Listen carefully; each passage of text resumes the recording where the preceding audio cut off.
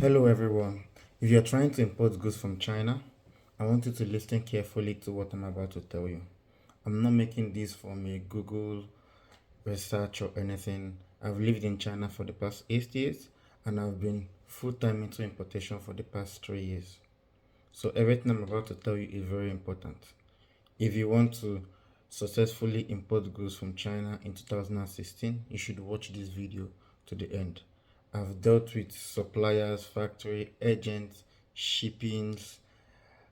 I've made mistakes and everything, and I'm here in 10 minutes or less than 10 minutes to tell you all the mistakes I've made and why you should avoid them and how to successfully import from China in 2026. China is the manufacturing hub of the world. Most of the products that you use are from China. They are advanced in technology, gym equipment, anything you need, accessories, any single thing you can think of. China is the bedrock of it. And we also offer, or there are cheap prices in China, but it's not just enough. You need to be able to know you're getting quality products in China. So the biggest question is, why should you import from China? Well, China is the manufacturing hub of the world. Everything you need, everything you want is in China. The biggest advantage you have is the cost. You can buy products from factories in China at a cheap, extremely cheap rate and resell it in your country or wherever you base for profit. So buying from China is extremely profitable and cheap. You can buy for business purposes, you can buy for personal consumption. The prices alone are mind blowing, but it is not enough. You need to be able to understand how to purchase from China. So one of the biggest mistake beginners make is choosing the wrong product. They choose the wrong product, and because of they don't really do their research and they just try to jump into any business. They say, okay, we are going to buy any product that is trending. They choose the wrong product and they buy it and they can't sell it. So from my experience, the biggest products to buy as a beginner are lightweight products that are not fragile and that are of high demand. But after you've done your research, you need to be able to do your research properly. After you've done your research, you can now buy them, and they have to be easy to explain and easy to sell. You just can't wake up and start buying cars. As someone that have no experience, you cannot just start buying cars and want to sell cars because of to buy a car. The process of buying a car, for example, and shipping it to your country, you have to pay duty fee, export license. The process are so rigorous. So as a beginner, it's not just advisable to just wake up and start thinking of buying things so hard to explain and so money consuming. You understand? So you need to plan your steps, plan the way to plan your steps on how to buy things. It's not just you can't just rush in and buy things like that. You understand? So we're going to talk about how to source products from China. Now there are three main ways of sourcing products from China. The most popular one is Alibaba. Everyone knows Alibaba. Everyone uses Alibaba. Alibaba is in English, so you can access it, navigate it, and all.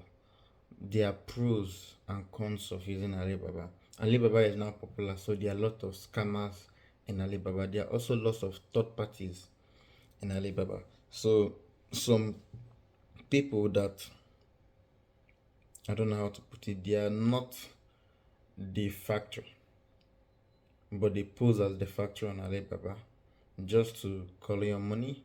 So they give it to you at a high price and they get it at a cheaper price from the factory, which is a business on its own. But if you're a beginner, you would not want to spend money on that. So you have to do your research. Alibaba is also nice, it's also good. There are genuine people there. If you are filtering through Alibaba, what you should do is just an easy hack is to try to buy from people that have that have been in the business for 5 to 7 years. Anybody less than that is, I don't know. But you should be careful when purchasing on Alibaba. The second application to buy is 1688. 1688 is cheaper than Alibaba. The only difference is that it's in Chinese. Although there are some English translations, but 1688 is mainly on Chinese. That's where you source low products, low MOQ. That's the advantage it have. You can buy low MOQ, customize it the way you want at a good price. You understand? It gives you local market value, and which is an edge. So those are the two applications for foreigners or for beginners if you want to buy from China. The third one is to physically come to China by yourself, meet the factories, and purchase by yourself. Now, that one being the third one has been the longest way or the oldest method of purchasing from China. People come, they talk with the factory one on one, they design what they want and everything, and they make payment and they take their goods. So that's like the lifelong old traditional way of purchase. So the three ways, okay, so the three ways are Alibaba, 1688, and physically coming to China.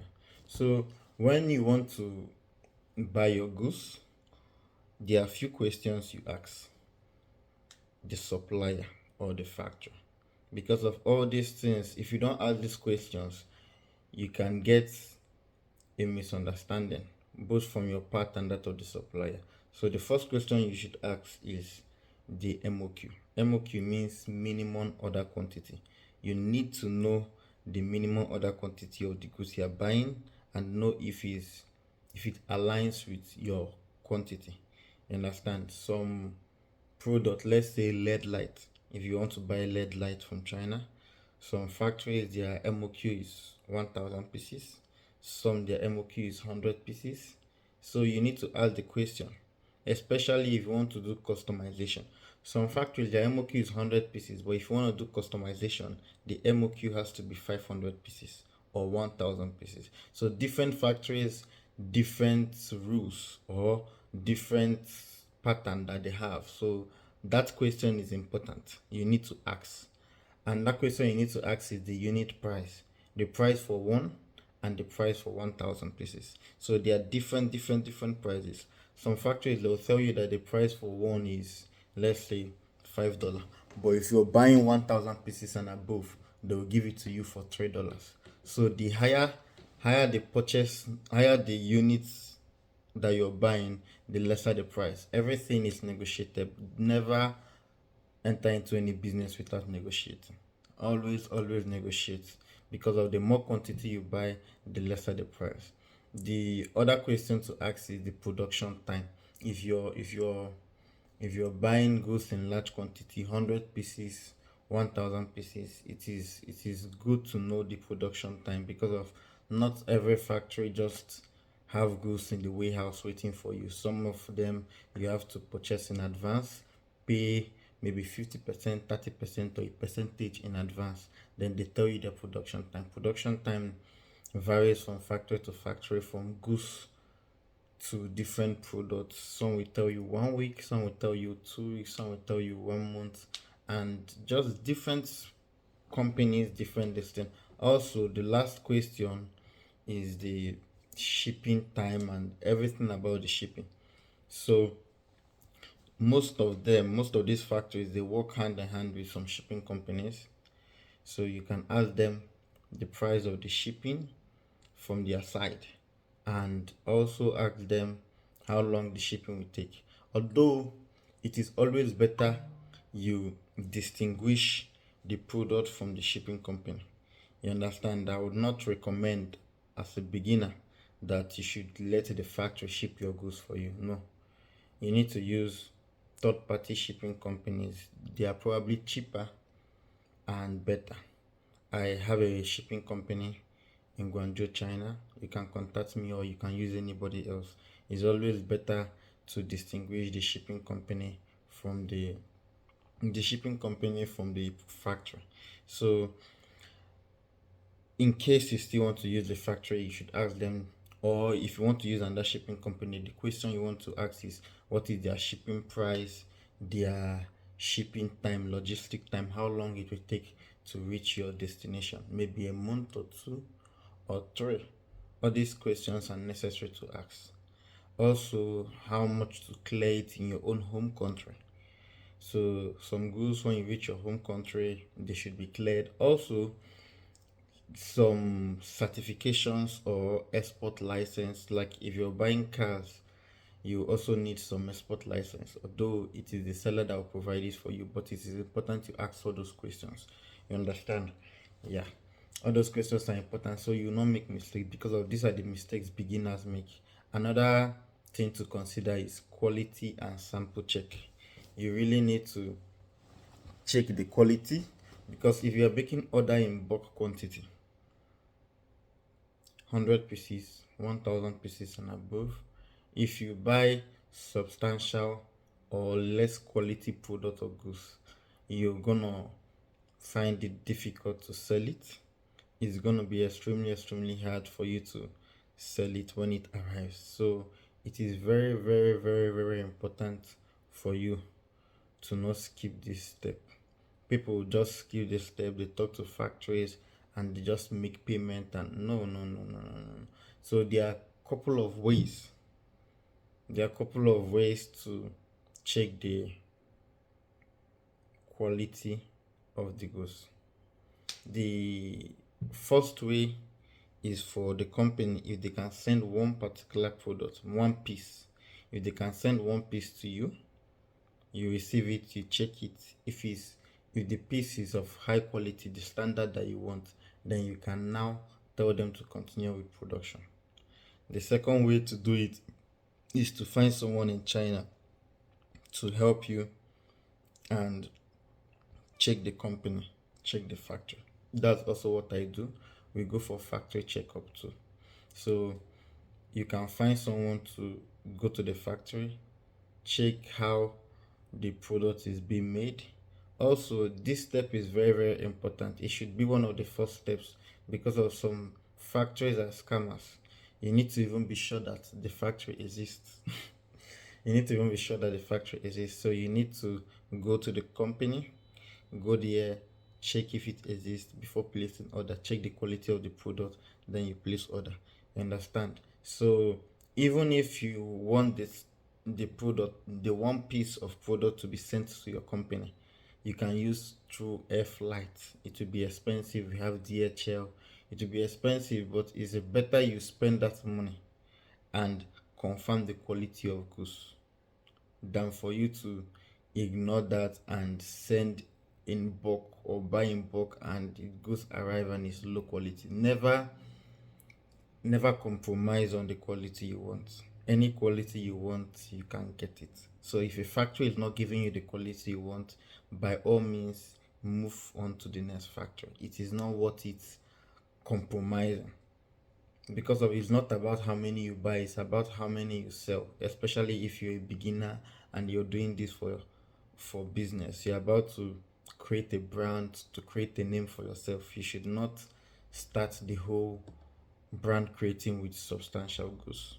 So it is very important that you should check the quality of your goods and don't settle for less in that aspect.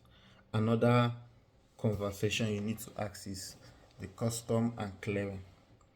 This is a part that many people don't understand. You understand? This is where a good shipping company comes in. A good shipping company can handle everything from custom to clearing to till it reach your doorstep most times. So having a good shipping company can cover this. But in case you are still, the process is just very simple. You need to know your goods. In order to settle the custom and clearing, you need to know your goods, know the quantity, be able to describe it, and make sure it's not contraband. Most people don't know contraband goods or illegal goods. Some goods are not contraband, but the process of bringing it are very rigorous. Like right now in this 2025, 2026, what have been raining is lithium battery. Lithium battery for solar, for electric EV cars, and all. It is legal, but the process of bringing it is very, very different. You understand? You just can't carry lithium battery from China to your country without proper documentation. Not every shipping company accepts it. So these are questions you need to ask yourself. These are findings you need to do about goods like this. They are called special goods, battery goods, liquid goods. You understand? Same thing with perfume. You're not supposed to carry a quantity of perfume like traveling without, because of documentation and everything. So you need to do your findings. So I I think we've spoken about many, many, many things. You understand? The last but not the least, call to action. You really, really, if you are serious about importation from China, there's really no reason why you should not start. You can start small, depending on the product. You don't have to start with 1,000 pieces or 100 pieces. You can start small, take your time, find factories, or get someone in China that would help you source what you want. You understand? You should It's better to start small, learn the process, make mistakes. Mistakes are part of the game. Don't get discouraged when you make mistakes. You make mistakes, you learn from them, and that's everything. I am Daniel. I'm sorry I did not introduce myself from the beginning. I'm Daniel. I've been in China for the past 8 years. I've been into importation for the past 3 to 4 years full time. And I can be your sourcing agent, your importation agent, your shipping agent. If you want any goods from China, you should call me. I'm gonna put my WhatsApp number on the description. I also have a page on Instagram and different social media. You should message me, and anything you want, from checking of factory to buying of goods to shipping to your country. We ship worldwide. I'm your guy, I'm your agent. So thank you very much. If you've reached here this far, you should start importation in 2026. Also, before I forget, right now, as of 2023 to 2025, e-commerce have been reigning, trending goods and all. This is going to be a conversation for another video. But most of the e-commerce goods are sourced from China. You should not joke on that. Them on Shopify, on Amazon, don't sleep on that. So importation is not gambling. It's a system that if you learn small, if you start small rather, you build a system, you build it through consistency and always looking out for new trending product, you can become the biggest importer in your country. You can also become the biggest seller on Amazon, on everything and all. You can build something real from this. If you want to learn from the mistake I've made, you want to know how to price, you want to know how to, I will teach you more. You understand? Like this video, subscribe, and wait for my next video. You understand? So that next video I'll teach you more and more about everything. And also comment.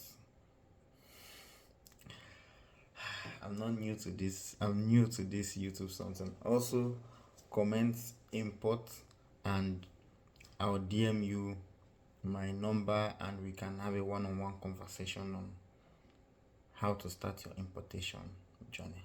Thank you.